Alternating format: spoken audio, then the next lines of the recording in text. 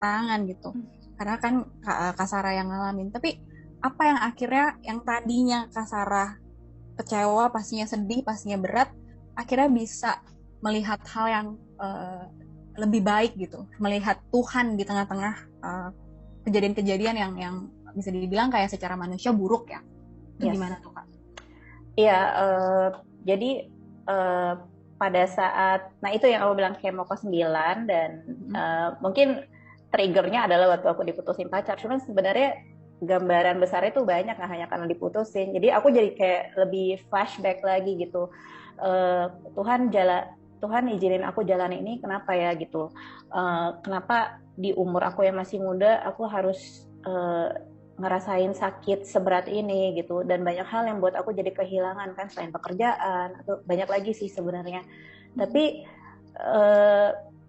ya aku terus berdoa dan waktu itu sih ada hamba Tuhan ya masuk. Kebetulan aku treatmentnya di Penang, jadi kalau di Penang itu tuh suka ada hamba-hamba Tuhan tuh yang masuk ke kamar pasien gitu loh.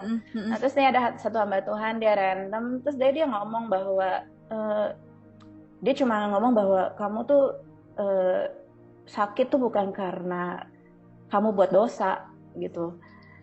Dia bilang kamu sakit karena Tuhan mau persiapin kamu lebih dan lebih lagi untuk jadi alat Dia. Cuma gitu doang sih. Saat itu aku nggak ngerti gitu. Tapi aku renungin terus. Tapi ternyata bener ya gitu. Oh iya ya.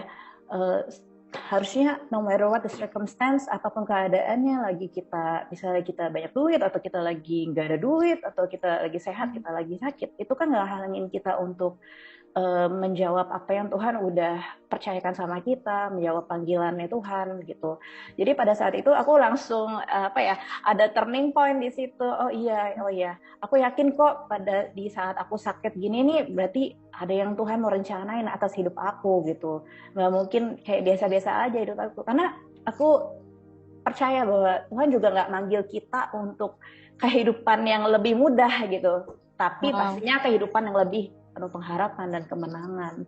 Dan banyak hal yang emang Tuhan akan kasih lebih lagi kalau misalnya kita banyak ujian, tapi kalau kita naik level dan kita belajar banyak hal dari setiap experience kita tuh pasti Tuhan mampukan dan Tuhan akan percayain lebih lagi. Di situ sih turning point-nya aku.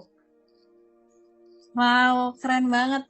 Dari tadi yang Kak Sarah bilang, aku dapat banyak hal sih. Yang pertama tadi dibilang bahwa sakit kita tuh bukan karena sakitnya Kak Sarah bukan karena berbuat dosa, tapi justru sakitnya Kak Sarah bisa jadi kesembuhan buat orang lain. Yes.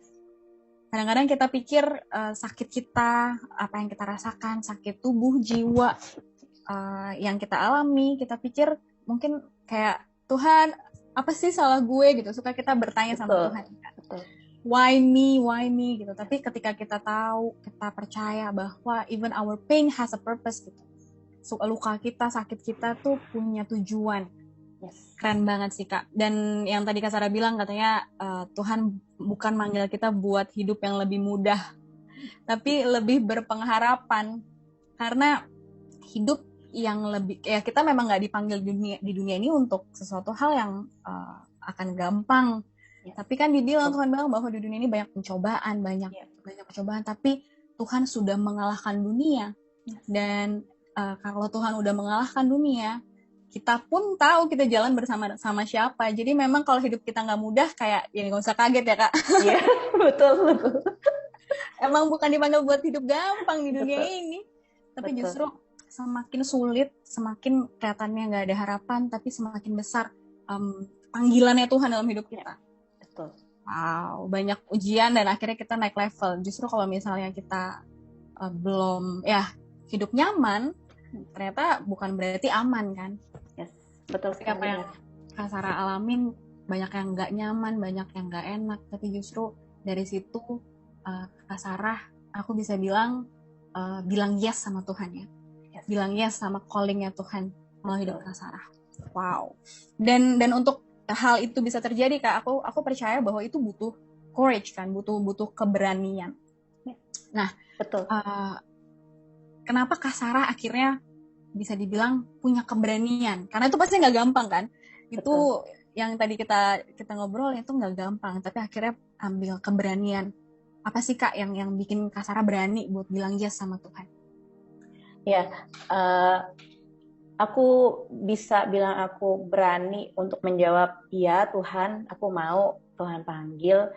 Ya nggak hanya, ya selain ini ya, maksudnya experience karena sakit. Ya kalau aku ceritain sebenarnya sama kayak. Jadi dari proses pemulihan aku selama aku kena cancer itu kan sebenarnya ya banyak lah yang kejadian, maksudnya banyak prosesnya tuh banyak banget gitu. Tapi di situ benar-benar aku ngerasain bahwa ya aku tuh hidup banyak anak-anak kasih karunia Tuhan gitu. Kenapa aku nggak berani untuk jawab panggilan Tuhan atas semua yang Tuhan udah kasih ke aku gitu.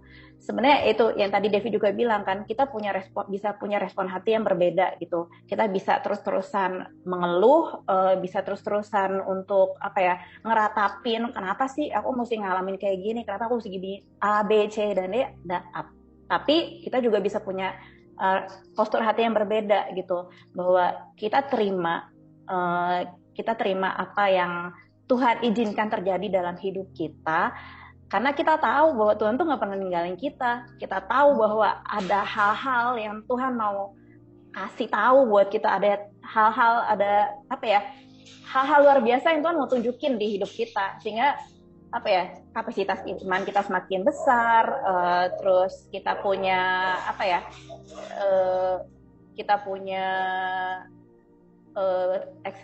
pengalaman pribadi sama Tuhan juga semakin luar biasa. Kita semakin ditempa lagi, semakin on fire lagi untuk melayani Tuhan, untuk lebih intim lagi sama Tuhan, kenal Tuhan lebih lagi. Jadi ya aku pikir aku harus berani gitu untuk apa yang Tuhan udah kasih. Apapun itu juga nggak akan cukup kan untuk ngebalas apa yang Tuhan udah kasih, kesembuhan, untuk semuanya sampai hal-hal kecil ya, misalnya Tuhan cukupkan aku untuk bisa pengobatan kanker nggak murah ya. Nggak murah Kak. Iya, sangat murah. Cuma maksudnya untuk even hal-hal sekecil itu tuh kayak ya aku nggak bisa jabarin gitu. Terlalu banyak hal yang Tuhan kasih, terlalu banyak keajaiban kemurahan yang Tuhan kasih, kebaikan Tuhan yang Tuhan kasih.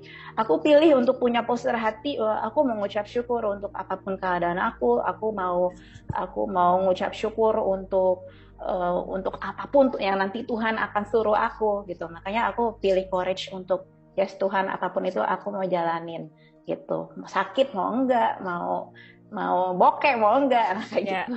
Yes. Bukan ditentukan sama keberadaan kita ya. Yes. Tadi yang aku senang banget dari yang Kak Sarah sharing, bahwa kita pilih. Jadi hidup tuh tentang pilihan guys. Kita bisa pilih buat bilang no sama Tuhan. Kita bisa pilih takut dibandingkan berani. Tapi Kak Sarah hari ini dia memilih untuk bilang iya sama Tuhan. Dia memilih untuk mengucap syukur. Mengucap syukur waktu sakit tuh bukan perkara gampang. Tapi aku percaya bahwa ternyata karena sakit yang Kak Sarah rasakan dari tubuh ataupun jiwa dan lainnya, tapi itu jadi satu invitation dari Tuhan. Untuk Tuhan tuh mau lebih intim lagi sama Kak Sarah. Tuhan tuh mau lebih intim lagi sama kita. Dan justru dari situ datang kekuatan kita, justru dari kelemahan jadi muncul keberanian, karena bukan tentang kita tapi tentang Tuhan yang ada di dalam kita. Keren banget Kak. Aku tadi kena banget yang tentang terima. Memang harus embrace, accept, dan tahu kebenaran. Jadi kalau cuma terima tapi nggak tahu kebenaran, mungkin bisa jadi tetap kita memilih buat takut. Betul. Tapi kalau kita terima dan tahu kebenaran, ya kita tahu Tuhan tuh lebih besar daripada sakit kita. Tuhan lebih besar daripada luka kita. Yes. Dan semakin ditempa, semakin dibentuk sama Tuhan. Supaya kita naik level, karena Tuhan memang mempersiapkan kita dengan tempaan-tempaan itu untuk callingnya Tuhan dalam kita. Yes. Thank you banget Kak Sarah. Mungkin terakhir nih Kak. Ada teman-teman yang join di sini, yang ikut ibadah hari ini, yang mungkin ngalamin apa yang Kak Sarah alamin, atau mungkin mereka lagi di fase di mana tadi tuh Mau memilih buat menyerah atau berani? Mau memilih buat takut, stop, atau lanjut dan berjuang? Mungkin Kak Sarah boleh kasih encouragement buat mereka supaya mereka bisa ngalamin juga apa yang Kak Sarah alamin. Oke, Dev. Nah, tadi seperti yang aku tadi ngomong di awal bahwa God did not design us for accidents. God did not design accidents, but God designed purpose. Gitu. Jadi jangan sampai teman-teman punya mindset bahwa apapun sikon yang lagi kita hadapin, misal sakit atau misalnya lahir atau besar di keluarga yang let's say broken home, atau kalian punya hubungan-hubungan dengan teman atau atasan atau saudara atau yang tidak baik, apapun keadaannya, itu harusnya tidak menghalangi panggilan Tuhan atas kita. Balik lagi, yang harus digarisbawahi, God did not design accident. Pada saat kita belum lahir pun Tuhan tuh udah set panggilan apa sih yang Tuhan taruh di hidup kita. Jadi jangan sampai kita buang waktu kita percuma hanya karena masalah-masalah yang kita hadapin. Berani untuk lakukan panggilan apapun keadaan kita, percaya banyak sekali hal-hal yang luar biasa Tuhan mau singkapkan, Tuhan mau berikan buat kita, supaya kita hidup tidak hanya hidup yang berkemenangan, tapi hidup penuh pengharapan dan damai sejahtera. Wow, thank you Kak Sarah. God didn't create accidents. Kita semua yang ada di sini adalah anak-anak Tuhan yang Tuhan bentuk dengan purpose yang begitu spesifik, begitu khusus, dan purpose-nya Tuhan dalam kehidupan kita adalah damai sejahtera. Jadi hal-hal yang mungkin teman-teman lagi alamin hari ini, apalagi di masa pandemi ini, banyak hal yang terjadi yang gak mudah, tapi Tuhan tetap ada di situ. Dan Tuhan pasti temenin kita, Tuhan pasti jagain kita, dan Tuhan pasti memberikan keberanian dan kekuatan buat kita untuk kita memilih Tuhan.